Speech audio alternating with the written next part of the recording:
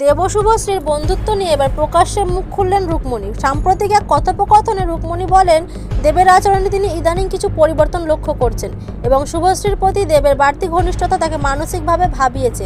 রুকমণি জানান, এমন পরিস্থিতিতে যে কোনো মেয়ের ক্ষেত্রে কষ্টের হতে পারে। তিনি স্পষ্ট করে বলেন, এই বিষয়টি তিনি ঈর্ষা বা রাগের চোখে দেখছেন না, বরং একজন কাছের মানুষের আচরণ বদলে গেলে সেটাই সবচেয়ে বেশি আঘাত দেয়। রুকমণির কথায় তাদের সম্পর্কে কোথাও না কোথাও হয়তো একটি ভুল ছিল, যেটা দুজনের মধ্যে তৈরি হয়েছে। দেবের সাথে বিয়েটা না হলে আমার ভালো হয়, তবে তিনি কাউকে দোষী করতে চান না বলেও জানান। দেব ও শুভশ্রী দুজনকেই তিনি সম্মান করেন এবং কারো বিরুদ্ধে সরাসরি কোনো অভিযোগ তোলার পক্ষেও নন।